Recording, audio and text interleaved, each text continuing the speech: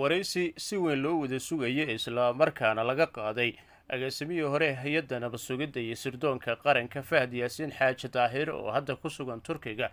ayaa waxaa siyaabo kala duwan diiradda lagu saarayay arrimo badan oo uu iftiiminayay. waraysigan ayaa ka dhigan midkii ugu horreeyay ee laga qaaday Fahad tan iyo markii uu galay siyaasadda, gaar ahaan 5 sano ee lasoo dhaafay, xilligaasi oo uu soo qabtay xilal kala duwan sida agaasimaha madaxtooyada, agaasime ku-xigeenka NISA, agaasimaha guud ee NISA iyo la taliyaha amniga qaranka, isagoo xilalkaasi ku galay jirimooyin siyaasadeed oo aad u kala duwan. sida ka muuqato daqiiqadaha kooban ee waraysiga hordhaca u ah, Fahad waxa uu diiradda ku saarayay arrimo dhowr ah. haddaba waxyaabaha siraha kala gedsan ee Fahad Yaasiin uu dalbanayo in aan lala wadaagin Mahad Maxamed Salaad oo hadda ah agaasimaha guud ee hay-adda nabad sugidda iyo sirdoonka qaranka, iyo qodobo dhowr ah oo ku saabsan marxaladihii kala duwanaa ee xilligii uu dowladdii nabad iyo nolol ka tirsanaa Fahad Yaasiin. waxaa inoo qaada dhigaya isla mar ahaantaana aynu wax ka weydiinay khabiir saxaafadeed Axmed Cabdi Koosaar. fahad horta marka laga hadlayo Fahad Yaasiin waa nin galaangal xoogan ku leh siyaasadda waddanka Soomaaliya, siiba hadda 5 sano ugu dambeysay oo uu madaxweyne waddanka ka ahaa Maxamed Cabdilaahi Farmaajo. madaxweyne Farmaajona xukuumaddiisa inta badanba far muuqata ayuu ka ahaa, oo wuxuu ahaa nin xagga siyaasadda iyo amnigaba aada uga dhex muuqda. marka inkastoo uu ahaa taliyihii hore oo NISA, haddana markii dambe madaxtooyada shaqooyin kala duwan kasoo qabtay iyo ka horbeynta xilka NISA aan loo magacaabin. waraysigan hadda uu gudbinayo Fahad Yaasiin dabcan waxyaabo badan ay uga dhigan tahay taageerayaasha madaxweynihii hore iyo xukuumaddii hore ee nabad iyo nolol la magac baxday, iyo weliba xilligan haatan la joogo oo marxaladii kala guurka waddanka laga soo gudbay, dowlad cusubna ay dhalatay, madaxweynihii horena xilka uu wareejiyey. marka Fahad Yaasiin waa nin aada uga muuqday siyaasadda waddanka, isla markaana ay ku tilmaamaan dadka aada ku indhaindhaya ama u falanqeeya siyaasadda waddanka Soomaaliya mid aan la bidixayn karin saameynta uu ku yeeshay amaba uu ku lahaa siyaasadda iyo xukuumaddii madaxweyne Farmaajo.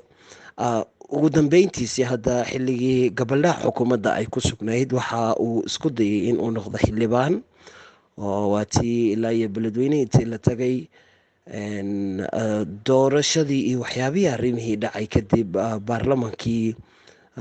siyaabo iyo sababo kala duwanba awgood oo guddigii iyo ra-iisul wasaare Roble uu hogaaminayay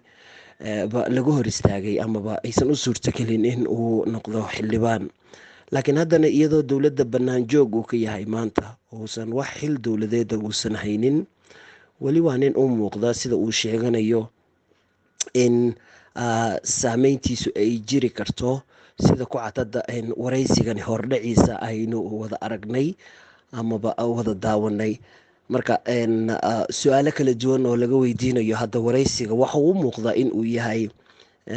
nin soo dayn doono warar kala duwan oo dabcan hadalhayn dhalin kara.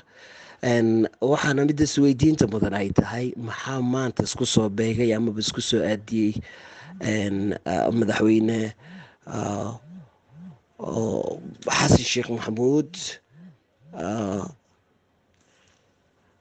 xasan sheekh maxamuud cali masaarkiisa iyo weliba waraysigan uu bixinayo Fahad Yaasiin. waxaynu ognahay taariikh 9 oo maalinta khamiista bishan 6 in la cali masaarayo madaxweynaha tobnaad ee dalka Soomaaliya, laakiin waraysigan waa mid hadda maanta baraha bulshada aada u qabsanayo wararkiisa.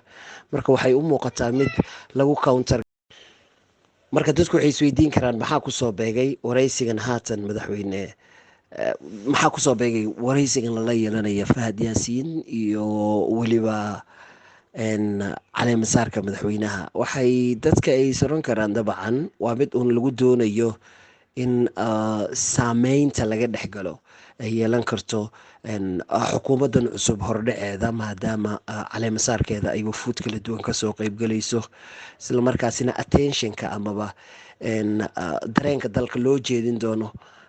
halkaasi oo shucuubta dadka ay aadi doonto dabcan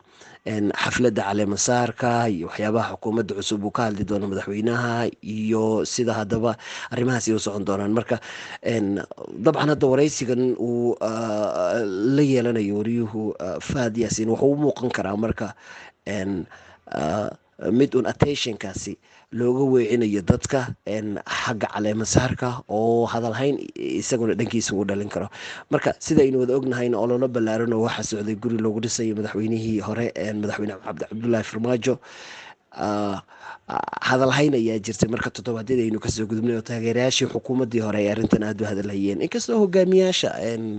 oo xitaa jamaahiirta kuwa taageerayo madaxweyne farmaajo ay iyagu doonayaan amaba ay sheegaan sida warbaahinta ay ka leeyihiin in ay doonayaan in taageero loo fidiyo madaxweynaha cusub maadaama maamulka wadanka uu hayo. laakiin haddana dhanka kale waxay u muuqataa kooxdii hore ee farmaajo in wax un la qabanqaabinayo oo la dhisayo si aysan oga maqnaan masraxa qaran ee dhanka siyaasadda iyo weliba saameynta oo raadraacoodii qeyb uu ka yahay in haddaba ay galaangal kusii yeeshaan siyaasadda wadanka, islamarkaana fursad buuxda aysan u heli doonin xukuumadda hadda jirta. dabcan in si keligeed un loo hadalhayo, islamarkaana ay ila tahay in ay un fursadaasi sidoo kale qeyb ka qaadan doonaan xukuumaddii hore oo hadda fahad yaasiin arrimahan uu soo daynayo oo waraysigan buu ku bixinayo qeyb ay ka tahay. durba waxaynu arkaynaa in uu dhaliil ku bilaabay xukuumadda madaxweyne xasan sheekh maxamuud iyo weliba taliyaha niisa loo magacaabay mahad salaad iyo arrimo kala duwan oo xagga wadanka siyaasadiisa uu kaga hadlayo.